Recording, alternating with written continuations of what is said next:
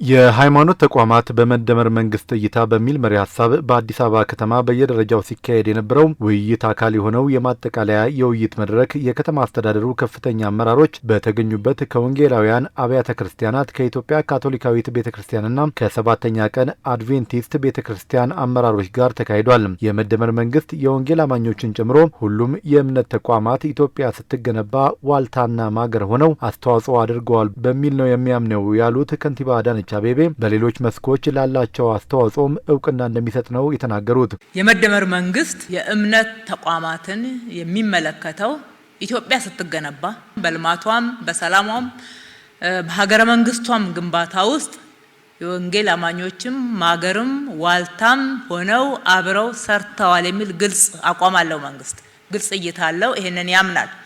ሁለተኛው ትውልድን በመገንባት ትልቅ አስተዋጽኦ አድርገዋል። የህዝብ ለህዝብ ግንኙነት እንዲዳበር ማድረግ ላይ የኢትዮጵያ ወንጌላውያን አማኞችም ትልቅ አስተዋጽኦ አድርገዋል። የኢትዮጵያ ወንጌል አማኞች ከኢትዮጵያ ታሪክና ቅርስ የተነጠሉ አይደሉም፣ አካል ናቸው። በኢትዮጵያ የወንጌላውያን የካቶሊክና የሰባተኛ ቀን አድቬንቲስት አማኞች በልማትና የሥራ ባህልን በመገንባት ረገድ ጉልህ አበርክቶ እንዳላቸው የተናገሩት ከንቲባ አዳነች አማኞቹ የኢትዮጵያ ብዝሃ ማንነት አካሎች መሆናቸው በመንግስት የሚታመንበት ጉዳይ መሆኑን ገልጸዋል። ሀገር ስትገነባ በተለይ በልማት ሌሎችም የሃይማኖት ተቋማት የወንጌል አማኞችም በሚገባ ኢትዮጵያ ማልማት ውስጥ አስተዋጽኦ አድርጓል። የቅርብ ጊዜ አረንጓዴ ልማት እንኳን ታላቅ ምስክር ነው። ስራን በማበረታታት በኩል ስንፍናን በመዋጋት በኩል ያደረጉት አስተዋጽኦ መንግስት በሚገባ እውቅና የሚሰጠው አስተዋጽኦ አድርጓል ብሎ የሚያምንበት እንደሆነ ማየት ነው። ይሄንን አስተዋጽኦ የላችሁም እናንተ አካል አይደላችሁም የሚል ካለ የግለሰብ ችግር ነው። የቆየ ለዘመናት አንዳንድ የተዛቡ ነገሮች ባንዴ አይቀረፉም። መንግስት ግን እንደ መንግስት አቋሙም ይሄ ነው።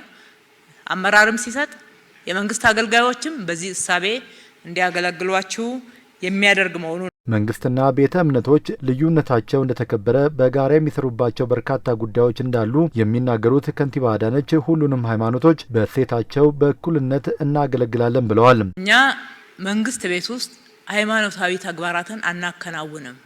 የመንግስት አገልግሎትን ነው የምንሰጠው። በገለልተኝነት ነው የምናገለግለው። በሃይማኖት ተቋማት ወንጌላውያንን ጨምሮ እንደዚህ ስበክ፣ በዚህ መልክ አስተምር፣ በዚህ መልክ አምልክ፣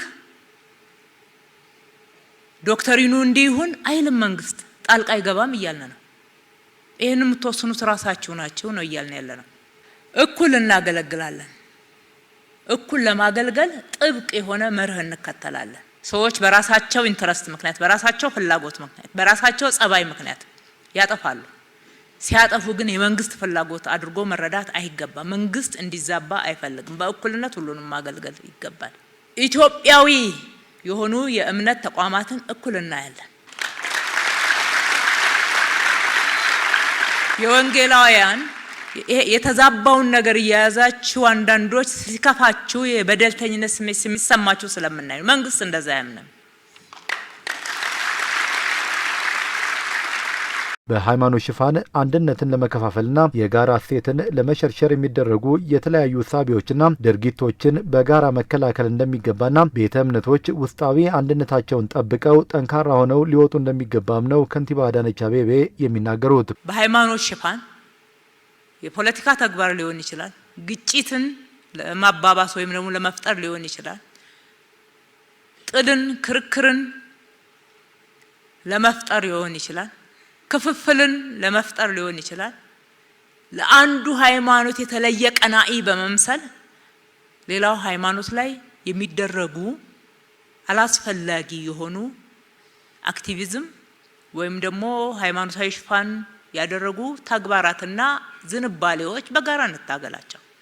ሃይማኖታዊ አክቲቪዝም ጉልበተኞችን ከፍ ከፍ የሚያደርግ ድምጽ ለማሰማት ነው የሚሉ ሽፋኖችን በመከተል ከሌሎችም ጋራ ለማጋጨት እንዲሁም ደግሞ የቤተ እምነቱ አሰራር እንዳይጠበቅ የሚያደርጉትን በጋራ መከላከል ያስፈልጋል። መንግስትም ላይ ሀገርም ላይ ጉዳትን ያመጣል። ጠንካራ ተቋም ነው የምንፈልገው እኛ። ጠንካራ የወንጌላውያን እምነት ተቋማት ነው የሚፈልገው። የተበታተኑ አይደሉም። አንድነት ኃይል ነው ይሉ የለ ሲተርቱ። መበታተን ምን ይጠቅማል? ለወንጌል ከሆነ የሚበታተን አይመስለኝም። እሱ የሚያሰባስብ እንጂ።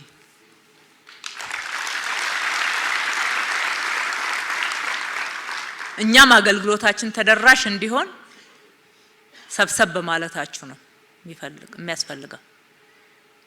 ባለፉት ስርዓቶች ውስጥ የእምነት ተቋማትን መከፋፈል፣ መበታተን ነበረ መንግስት የሚከተለው ውስጥ አሰራር እንደምታውቁት። አሁን ደግሞ ሰብሰብ ብላችሁ ጠንከር ብላችሁ ቆሙ ነው እያልን ያለነው። በውይይት መድረኩ የመደመር መንግስት ከሃይማኖት ተቋማት አንጻር ያለውን እይታ በተመለከተ መወያያ ጽሑፍ ቀርቦ ሰፊ ውይይት ተካሂዶበታል።